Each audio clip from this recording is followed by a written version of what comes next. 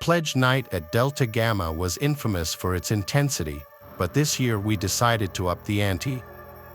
As one of the emerging frat leaders, Arthur, was tasked by the seniors with orchestrating a prank that would be talked about for years. The plan was simple, a fake kidnapping to test the mettle of our new pledges. It was meant to be controlled chaos, a scary but safe rite of passage. Only, I had no idea it would turn into a nightmare. The night was cool, and the moon was obscured by clouds, casting an eerie gloom over the abandoned warehouse we had chosen as the stage for our prank. The pledges, blindfolded and disoriented, were led inside one by one, their hands bound loosely in front of them. Their nervous laughter echoed off the walls, mixed with the faint stern voices of us brothers acting as their captors. "Keep it moving, pledges. Tonight you'll prove if you're worthy of Delta Gamma," I shouted, trying to sound menacing. We had staged the warehouse with creepy props, old chains hanging from the ceiling, dim lighting flickering intermittently, and sounds of eerie whispers played from a hidden speaker. It was all theatrics. That is when 5 other seniors entered on bikes, disguised as gang members. They started shouting and pulled out guns, making the few seniors who were there run away. It was all part of the prank to make the pledges feel that our prank had gone wrong and they were in actual trouble. But we didn't know what scared pledges would do. The atmosphere shifted when Carter, one of the seniors, climbed a stack of crates to pretend to be running away from the biker gang. In his zeal, he lost his footing, crashing down with a terrifying thud. The sound of his fall was sickening. As he lay motionless, a pool of blood began to form around his head. Panic set in among the pledges and brothers alike. "Oh my God, he's really hurt," someone yelled. The scene descended into chaos, the lines between our staged fright and real horror blurring rapidly.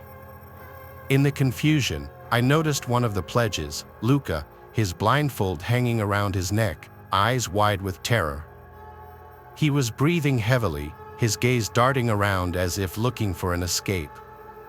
Before I could reassure him it was a prank gone wrong, his survival instincts kicked in. Luca scrambled to his feet, his hands still bound, and stumbled over to where a piece of metal lay among the debris from Carter's fall. He grabbed it, holding it like a weapon. "Stay back," he screamed, his voice cracking with fear.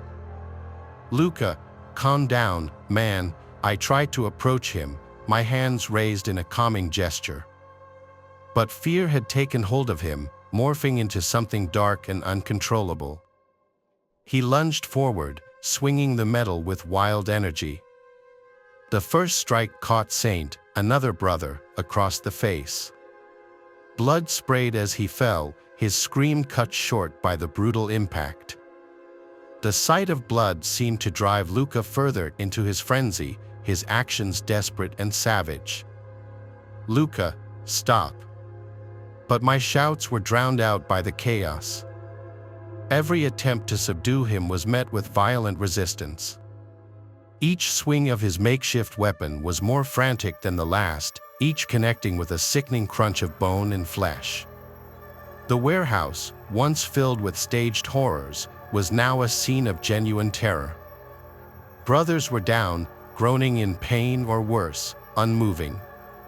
The pledges, freed from their blindfolds by the commotion, huddled together, watching in horror as Luca, driven by fear and mistaken belief, became the monster we had pretended to be. In that moment, the air filled with a metallic scent of blood and the sound of desperate pleas for sanity. I realized I had to find a way to end this before anyone else got hurt or killed. As Luca swung wildly, his eyes darting with paranoia and his breathing ragged, I ducked behind a column, my mind racing for a solution. The situation had spiraled out of control, our prank turning into a horrific reality. Each cry and thud of metal striking flesh hammered home the direness of the predicament. I knew I had to act fast. "Luca, listen to me." I attempted again, shouting over the chaos, trying to pierce the veil of his terror. "Nobody is trying to hurt you. It's all a setup." But reasoning with him was futile. His terror had morphed into a frenzied survival instinct that saw threats in every shadow and every movement. As I peeked from behind the column, I saw him turn toward me, his expression twisted in confusion and rage. Realizing I was exposed, I quickly retreated, but not before our eyes met, a fleeting moment where I saw not just the fear, but also the betrayal he felt. He probably thought we had truly meant to harm him. In his state, Luca was unpredictable and extremely dangerous. Another brother tried to approach him from behind, hoping to disarm him, but Luca sensed him and reacted with terrifying speed. He swung the piece of metal, connecting with the brother's leg with a crack that echoed through the warehouse. The brother collapsed with a scream, clutching his leg in agony. The air was thick with panic and the sharp tang of blood. It was clear that if we didn't subdue Luca soon, we might not make it out without serious casualties, or worse. I scanned the room for something to use, my gaze settling on a thick rope used as part of the decor. An idea formed, desperate but necessary. I grabbed the rope and motioned to two of my remaining uninjured brothers. With a quick plan whispered between us, we spread out, encircling Luca with care not to draw his attention prematurely. The idea was to restrain him without causing further injury to him or us. Timing was everything. As Luca turned to fend off another imaginary attacker, we moved. I approached from the front, keeping his focus on me, while the others approached from his sides. "Luca, we don't want to hurt you," I said, keeping my tone steady, my hands visible and open. His hesitation gave us the moment we needed. The brothers lunged, catching him off guard. We tackled him to the ground, the impact knocking the metal bar away. He struggled fiercely, screaming incoherently about betrayal and traps. With the rope, we quickly tied his hands, securing him firmly. His screams slowly turned into sobs, the fight draining out of him as the reality of the situation began to dawn on him. Once Luca was secured and no longer a threat, we turned our attention to the injured. The air was a cacophony of groans and urgent voices. I pulled out my phone, the screen cracked but functional, and dialed 911. The call went through, and I hastily explained the situation, my voice shaky with adrenaline and relief. Emergency services arrived quickly, their sirens cutting through the silence that had settled over the warehouse. As paramedics tended to the wounded, police officers took statements. Luca was gently led away, a blanket around his shoulders, his eyes empty of the manic terror but now filled with a dawning regret. Sitting on the back of an ambulance, watching the flurry of activity, the weight of what had happened settled on me. Our prank, meant to be a bonding experience, had turned into a traumatic event that would leave scars on all of us. Guilt gnawed at me as I considered how quickly things had escalated and how badly they could have ended.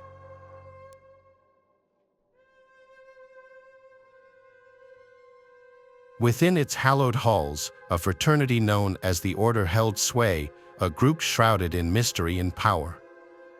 They were notorious for their wild parties, events that often blurred the line between revelry and chaos. But it was their initiation rituals that truly set them apart, rituals whispered about in hushed tones across campus. Tonight's story focuses on Ven, a freshman eager to join the Order, unaware of the dark path that lay ahead. The first few weeks of pledging were tame, almost deceptively so, filled with menial tasks that seemed harmless. Pranks and chores were the order of the day, designed to test their patience and resolve. But as the weeks turned into months, the atmosphere began to change, growing darker and more foreboding. The hazing took a sinister turn, with shadows creeping into every corner of their lives. One fateful night, the pledges were summoned to the fraternity house's basement, a damp, cavernous space that seemed to swallow light. Blindfolded, they were led down creaking wooden stairs, each step echoing ominously in the darkness. When the blindfolds were removed, they found themselves in a dimly lit room, the flickering candles casting eerie shadows on the walls. The air was thick with tension, and the room seemed to pulse with a life of its own. In the center stood a makeshift altar, draped in black cloth and adorned with strange, unsettling symbols. The symbols seemed to writhe and twist in the candlelight, adding to the room's malevolent aura. The fraternity brothers, faces hidden beneath dark hoods, circled the pledges like predators around prey. A low, guttural chant emanated from beneath the hoods, a sound that seemed to vibrate through the very bones of the pledges. The chant sent chills down Ven's spine, a primal fear taking hold of him. One by one, the pledges were subjected to bizarre and disturbing tasks, each more horrifying than the last. They were forced to consume unknown substances, endure physical challenges, and confront their deepest fears. Ven watched in horror as the pledges before him broke down, their spirits crushed by the relentless torment. When his turn came, Ven was forced to kneel before the altar, the weight of the moment pressing down on him. He felt a sharp pain in his hand and realized they were branding him. The searing pain was excruciating, but the feeling of being marked like an animal terrified him even more. Days turned into weeks, and the hazing rituals grew more disturbing, each new ordeal pushing the pledges closer to their breaking points. One night, Ven reached his breaking point. In a desperate bid for freedom, he escaped, running through the dark corridors of the fraternity house. He ran to the police station, his heart pounding and his mind teetering on the edge of madness. The officers listened to his frantic account, their faces growing more disturbed with each word. A raid on the fraternity house confirmed Ven's horrifying account, uncovering a web of dark secrets and ending the order's reign of terror. The authorities uncovered disturbing evidence, bringing to light the true extent of the fraternity's malevolent activities and ensuring that such horrors would never happen again.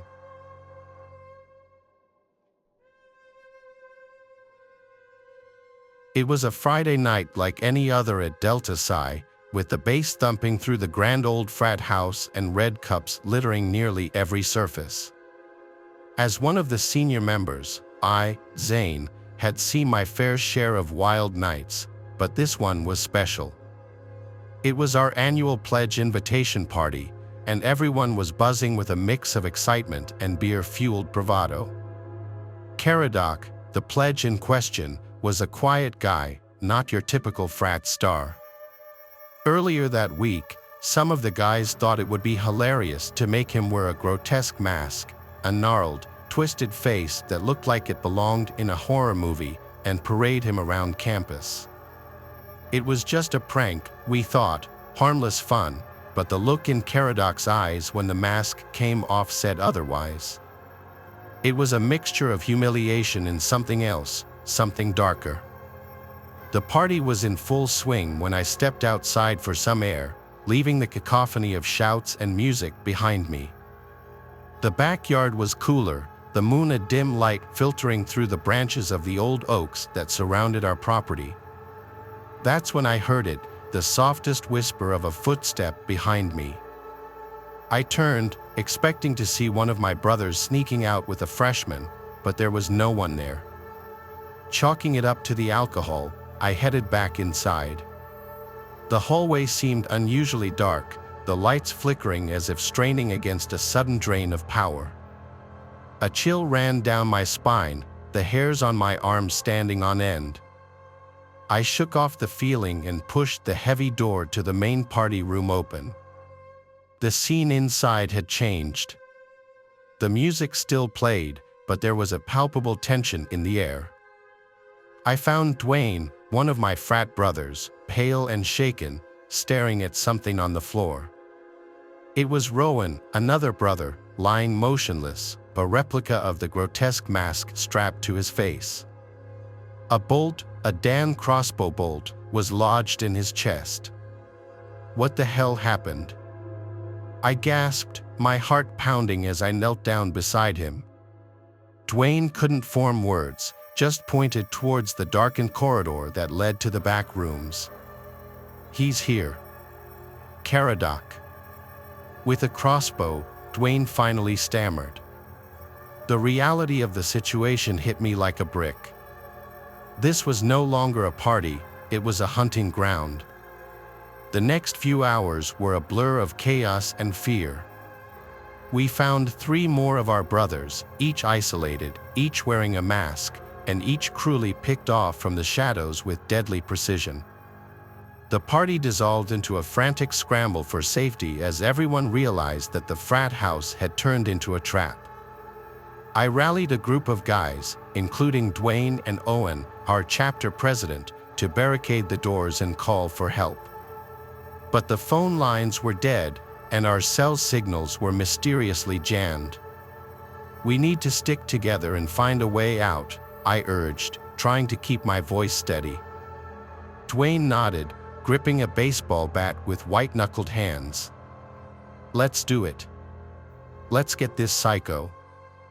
We moved cautiously, jumping at every shadow, every sound. As we rounded a corner, a figure stepped out from a doorway, the dim light glinting off the tip of a crossbow. It was Caradoc, his face obscured by that same grotesque mask.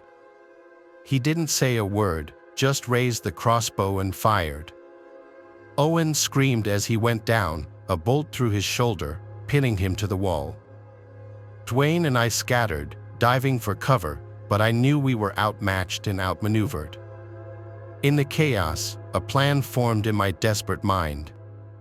If we could get to the attic, we could maybe get a signal out or at least barricade ourselves in until help arrived. I motioned to Dwayne, and together we made a break for the narrow staircase, dodging another of Caradoc's bolts that thudded into the wood where my head had been seconds before. We were halfway up the stairs when an explosion rocked the house. The smell of gasoline and smoke hit us, and it was clear Caradoc had set the frat house on fire. With no way out, we pushed forward, the heat building behind us, the sound of the fire roaring like a beast unleashed. The attic was stifling, the air thick with dust and the growing stench of smoke from below. Dwayne and I slammed the door shut, pushing an old dresser against it with trembling hands. The crackle and pop of the fire grew louder outside. The flames painted the windows orange, the heat pressing in like an unwelcome crowd. "We're going to cook up here, aren't we?" Dwayne's voice was barely a whisper, raw with fear. "No, we're not," I replied, more to convince myself than him. "We're going to make it out. We have to." My hands fumbled with my phone again, desperation giving way to a sliver of hope as I noticed a bar of signal, faint but present. I dialed 911, the phone ringing through to emergency services. I explained our situation in hurried, gasping sentences, the attack, the fire, our location. Soon, the sound of sirens in the distance offered a lifeline, but with the relief came the stark reality of our immediate danger. The fire was spreading, the heat unbearable. Smoke seeped into the attic, making it hard to see, harder to breathe. "We need to break a window, get some air," I choked out, my eyes stinging. Together, we staggered to the nearest window, pushing against the old glass.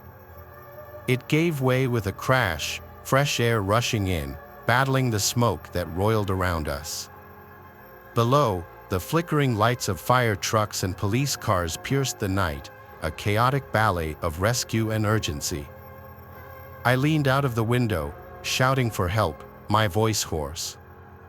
A firefighter spotted us, raising his radio to call for a ladder. Relief was so close, yet the fire was closer, licking at the structure of the house, threatening to bring us down with it. Then, a loud series of crashes from below made us jump. Through the smoke, a figure emerged at the bottom of the attic stairs. It was Caradoc, the mask gone, his face a canvas of pain and rage. He staggered, clutching his side where blood seeped through his shirt. "You don't understand," he gasped, the fight draining from him. "They made me a monster." I stared at him, the chaos around us narrowing into the sharp point of this final confrontation. "You didn't have to do this, Caradoc. You could have walked away." "Could I?" His laugh was a hollow sound, broken and sad. He took a step forward, then another, before collapsing, his body giving way, succumbing to his injuries and the smoke filling his lungs. The room spun, the heat a tangible weight on my chest. Dwayne and I retreated to the window, the ladder finally arriving. Firefighters climbed towards us. I took one last look at Caradoc, lying motionless on the floor. His plan had ended in his own destruction, a tragic footnote to a night of horror. We were helped onto the ladder, descending into the cool night air, away from the heat and death. Sirens wailed, lights flashed, and I realized how close we had come to not making it out alive. The ground felt unreal beneath my feet, the normal world a stark contrast to the hell we had just escaped. In the days that followed, the investigation would reveal the depths of Caradoc's planning, the lengths to which he had gone to exact his revenge. The masks, the crossbow, the fire, it was all a meticulously crafted nightmare born from a moment of humiliation that he just couldn't move past. I survived, but like the charred remains of the frat house, I knew I'd never be the same.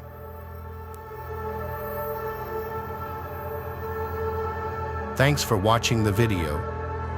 Subscribe to the channel and turn on notifications to watch the latest videos.